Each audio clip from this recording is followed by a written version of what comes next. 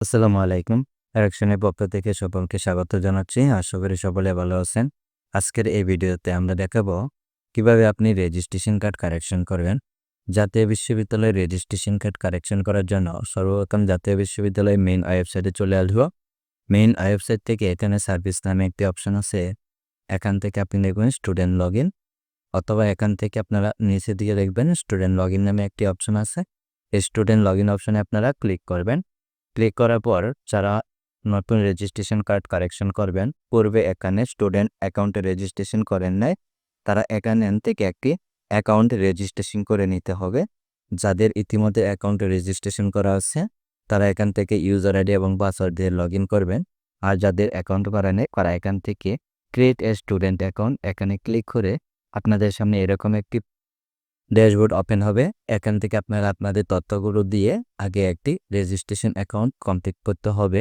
Subject দিতে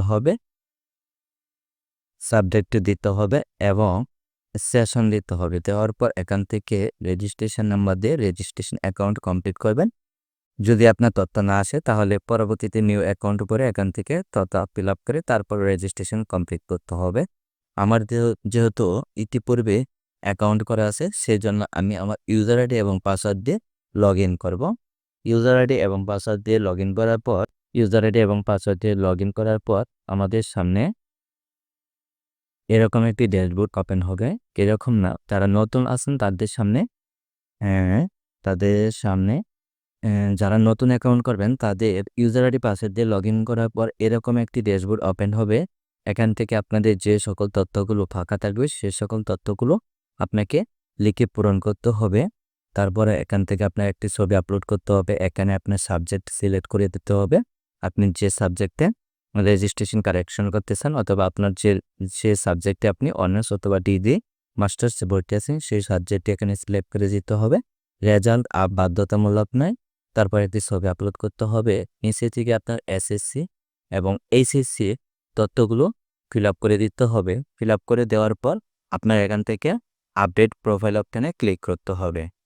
update profile অপশনে click করার পর your property information has been update successful, যদি আপনার সকল তথ্য সঠিক থাকে তাহলে এরকম একটি অপশন দেখাবে। তারপর আপনি চলে যাবেন এখান থেকে এই যে একাডেমিক সার্ভিস অপশন আছে, একাডেমিক সার্ভিস অপশনে ক্লিক করবেন। যদি আপনারা রেজিস্ট্রেশন কারেকশন করতে চান তাহলে একাডেমিক সার্ভিস অপশনে ক্লিক করলে আপনাদের সামনে এই সকল তথ্যগুলো শো করবে। এখান থেকে আপনারা দেখবেন এই যে এখানে যে একটি অপশন আছে রেজিস্ট্রেশন কার্ড কারেকশন করার জন্য ব্যাংক অ্যাকাউন্টে আপনাকে 706 টাকা অথবা 760 টাকার মতো পেমেন্ট করতে হবে। তাহলে আপনারা এখান থেকে রেজিস্ট্রেশন কার্ড কারেকশন করার জন্য এখানে রেজিস্ট্রেশন কার্ড কারেকশন অপশনে ক্লিক করে দিবেন। রেজিস্ট্রেশন কার্ড কারেকশন অপশনে ক্লিক করে দেওয়ার পর আপনাদের সামনে এরকম একটি পেজ ওপেন হবে। এখান থেকে আপনাকে সিলেক্ট করতে হবে আপনি কি আক্ষরিক নাম সংশোধন করতে চান নাকি পূর্ণ নাম সংশোধন করতে চান। আপনি যদি আপনার নামের আংশিক অংশ সংশোধন করতে চান, পিতা মাতা এবং আপনার, সেক্ষেত্রে আংশিক বলতে আপনার নামের একটি অংশ যোগ হবে, অথবা আপনার নাম ঠিক থাকবে কিন্তু নামের ভিতর কোনো একটা অক্ষর ভুল সংশোধন করতে হবে, সেক্ষেত্রে আপনাকে আংশিক নাম সংশোধন সিলেক্ট করতে হবে। যদি আপনি সম্পূর্ণ নাম চেঞ্জ করতে চান সেক্ষেত্রে পূর্ণ নাম সংশোধন সিলেক্ট করে দিতে হবে। তাহলে আক্ষরিক নাম এবং পূর্ণ নামের নিয়ম একই। আপনি জাস্ট সিলেক্ট করে আক্ষরিক নাম সংশোধন সিলেক্ট করলেন। করার পরে এখান থেকে কার নাম সংশোধন করতে চান সেটি সিলেক্ট করে দিতে হবে। স্টুডেন্টের হলে শুধু স্টুডেন্টের, যদি পিতামাতা এবং স্টুডেন্ট একই সাথে তিনজনের সংশোধন করতে চান সেক্ষেত্রে তিনটি অপশান সিলেক্ট করে দিতে হবে। আর যদি আপনার শুধু আপনার নাম সংশোধন করতে চান এবং মাতার নাম সংশোধন করতে চান সেক্ষেত্রে আপনি দুইটি অপশন সিলেক্ট করলেন, আপনার এবং মাতার। তারপরে আপনার এখান থেকে এখানে যে দুটি অপশন সিলেক্ট করবেন সেই দুটি অপশনের এখানে ঘরগুলো ফাঁকা হবে। এখান থেকে আপনার নাম সংশোধনের ক্ষেত্রে আপনি আপনার নামের অংশটুক সঠিকভাবে লিখতে হবে। উপরেরটা সঠিক থাকবে, যা আছে তাই থাকবে, এবং নিচেরটা আপনার সঠিক নাম সংশোধন করতে হবে। এখানে দেখেন এই যে প্রেজেন্ট স্টুডেন্ট নেম, বর্তমান স্টুডেন্ট নেম এটা থাকবে, এবং কারেন্ট স্টুডেন্ট নেম যা হবে তা এখানে আপনাকে লিখে দিতে হবে। সেম একই প্রক্রিয়ায় মাতার নামের ক্ষেত্রে কারেক্ট মাদার নেম, এখানে আপনাকে সঠিক মাতার নামটি লিখে দিতে হবে। তারপর আপনি নিচের দিকে আসবেন। নিচের দিকে আসার পর এখান থেকে কি ডকুমেন্ট লাগবে নাম সংশোধনের ক্ষেত্রে এখানে দেখেন ড্রিম বরাবর কলেজ অধ্যক্ষের সুপারিশকৃত আবেদনপত্র লাগবে অথবা একটি ফরওয়ার্ডিং লেটার রেজিস্ট্রেশন সংশোধনের ক্ষেত্রে। তারপর লাগবে আপনার একটি পাসপোর্ট সাইজের ১ কপি ছবি লাগবে অধ্যক্ষ কর্তৃক সত্যায়িত এবং আপনার ভোটার আইডি কার্ড, ছাত্রছাত্রী, পিতা ও মাতা ৩ জনের সত্যায়িত ভোটার আইডি কার্ড লাগবে। যদি স্টুডেন্টের এনআইডি কার্ড না থাকে, ভোটার আইডি কার্ড যদি না থাকে, সেক্ষেত্রে আপনি জন্ম সনদ দিয়ে সংশোধন করতে পারবেন। তারপর আপনার লাগবে মূল রেজিস্ট্রেশন কার্ডের ফটো, মূল রেজিস্ট্রেশন কার্ড লাগবে। তারপর লাগবে এসএসসি ও এসএসসির সনদপত্রের সত্যায়িত ফটোকপি। তারপর লাগবে এসএসসি ও এসএসসি যদি আপনি সংশোধন করে থাকেন তাহলে এসএসসি এসএসসি সংশোধিত চিঠি থাকতে হবে আপনাকে। তারপর দেখেন শুধুমাত্র ধর্ম পরিবর্তনের ক্ষেত্রে জেলা ম্যাজিস্ট্রেট কর্তৃক এফিডেভিট দাখিল করতে হবে। যদি আপনি ধর্ম পরিবর্তন করে থাকেন সেক্ষেত্রে আপনার জেলা ম্যাজিস্ট্রেট কর্তৃক এফিডেভিট দাখিল করতে হবে। তারপর নিচের দিকে আসবে, নিচের দিকে আসার পর এখানে এই যে চুজ অন অপশন আছে, চুজ অন অপশনে আপনি সকল ডকুমেন্ট একটি পিডিএফ ফাইলে আপলোড করে দিবেন।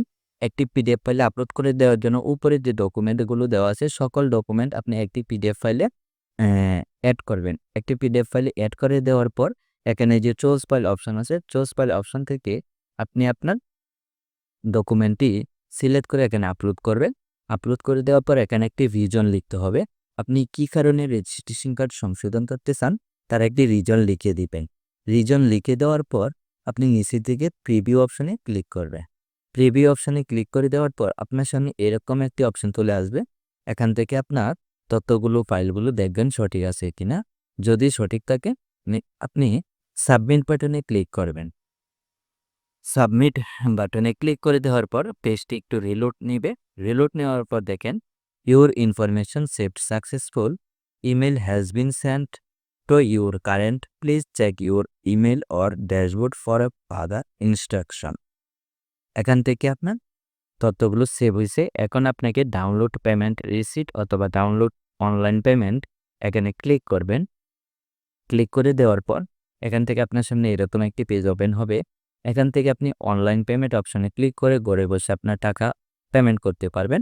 সেক্ষেত্রে আপনাকে মোবাইল ব্যাংকিং অপশন সিলেক্ট করে বিকাশের মাধ্যমে টাকা দেওয়ার জন্য বিকাশ অপশনটি সিলেক্ট করে দিবেন।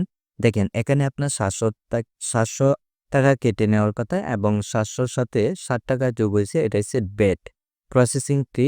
এখানে অতিরিক্ত ফ্রি কেটে নেওয়া হবে 60 টাকা, তাহলে 760 টাকা কেটে নেওয়া হবে।